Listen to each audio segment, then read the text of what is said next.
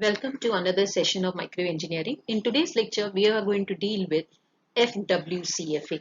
What do you mean by Fwcfa?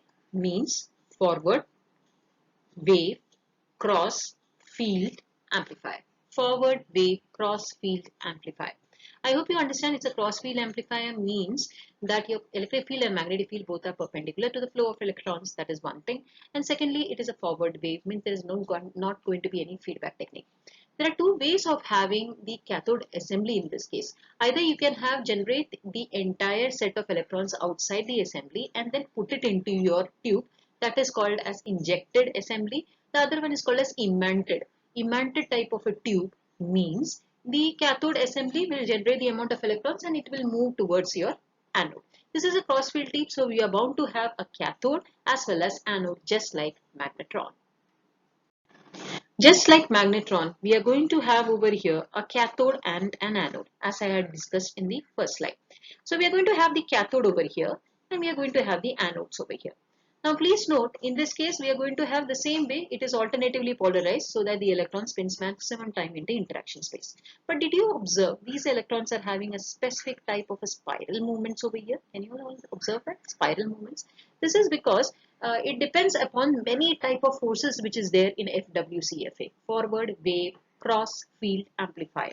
The forces can be spatial forces, the repulsion between the electrons, the type of electric force that is existing, the type of magnetic force which is present in the anode. I hope these many forces make sure that the electrons do not reach the anode in a normal linear pattern but reaches always in a spiral pattern.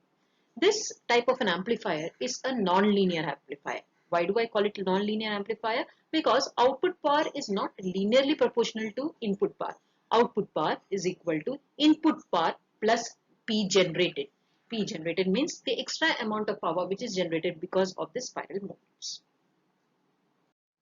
The same explanation which I had given in that slide is been written over here.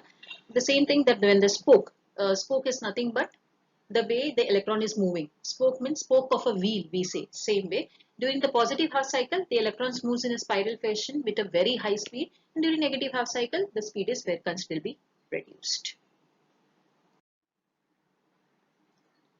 As you see in this slide, to find the gain, power gain of a CWFA, this is a forward wave only, we are having output power by input power. As I told you, your input power is no longer just linear. It is not P in only. It is P generated also.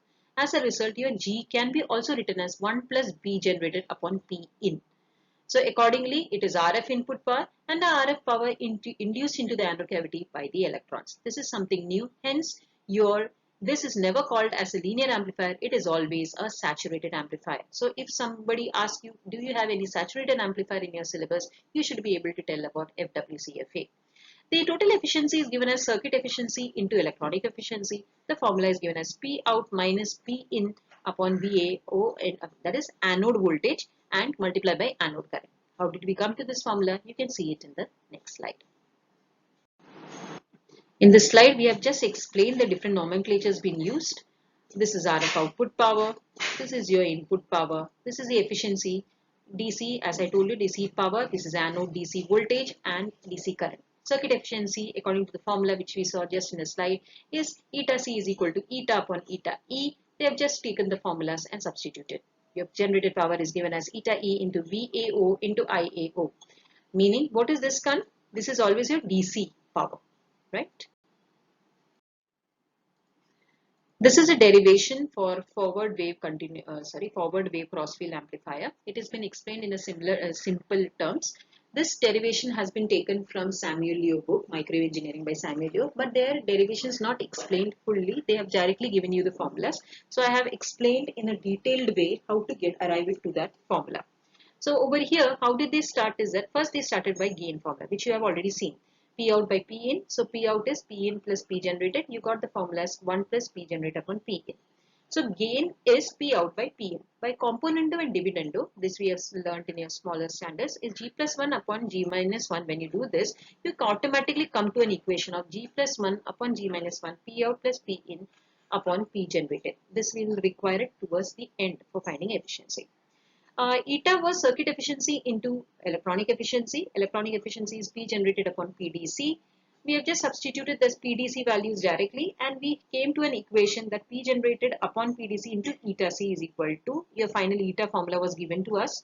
So we just have substituted over here. By adjustment of the terms, we came to an equation of eta C is equal to P out minus P in.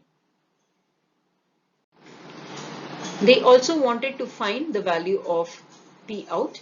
They have found out a derivation saying that P in into e raised to minus 2 alpha L plus P generated upon L 0 to L e raised to minus 2 alpha L into L minus phi upon into theta. This was the derivation they had given. They have directly come to the final step in this way. We have solved the integration and found out how we have derived it. P in into e raised to minus 2 alpha L plus P generated upon L. When you take the integration, first we are going to separate it as e raised to minus 2 alpha L and e raised to 2 alpha phi d phi, and then we are going to solve it. So this is you can say this is a integration with respect to d phi. So this comes out as constant. I hope you understand. So this came out, and when I'm solving it, and on solving the integration, you will find it. You can solve this in your notebook so that you get an idea how to get it. And you get the final equation as P out in this way. So this final step is given in Samuelio.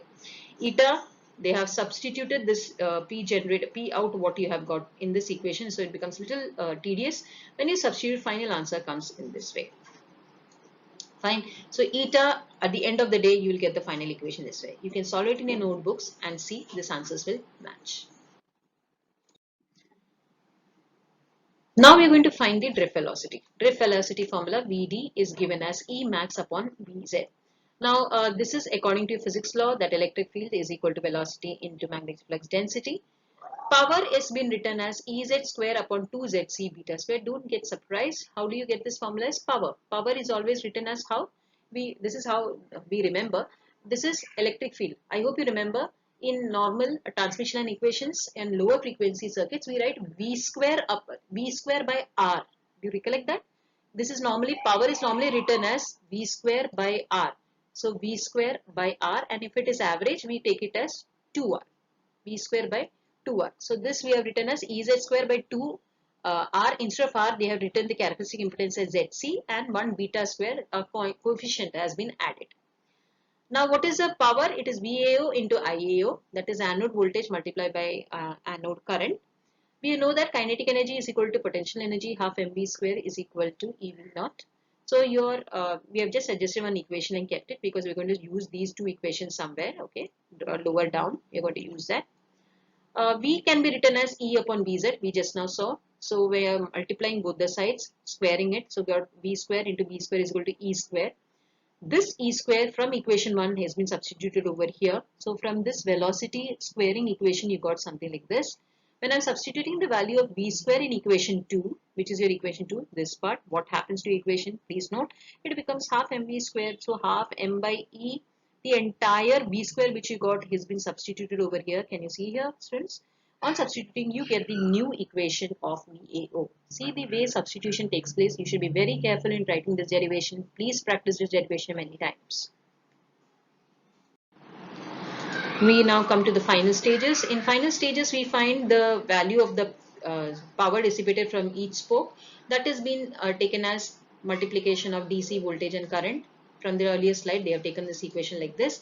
Average, they have taken as input power plus output power upon 2, which you already know. This P in plus P out, don't get surprised, this has been taken by the first equation. Do you recollect that equation? We had written in G plus 1, and I told you we will be using somewhere. So we have used it over here. And finally, they came to the total amount of lost power came out to be some DC power plus the newly generated power. This much amount of power is lost. Efficiency, we need not derive. Directly you can come to this equation. This part is derived for you all, and this part is also told to you all. So you can just substitute over here and get the final equation. Right? Now let us see the problems. The problem is very simple over here. The numerical which is given, DC voltage is given, DC current is given, efficiency is also given, and input power is given. First you need to find induced RF. So formula is known to you.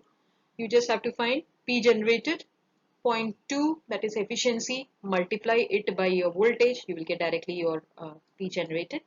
Output power will be nothing but P in minus P generated. I hope you remember it is not a linear amplifier, saturated amplifier. Why is it so? Because P out is equal to P in plus P generated. They are asking you P out. Find out. Just subtract P in minus P generated. Get the answer. Power gain formula is P out by P in. You have already found out. Find out in dB. 10 log of this value. Fine. I hope you understood this Fwcfa chapter in detail. Please go through the derivations, practice it many times, then it will be easy. Thank you.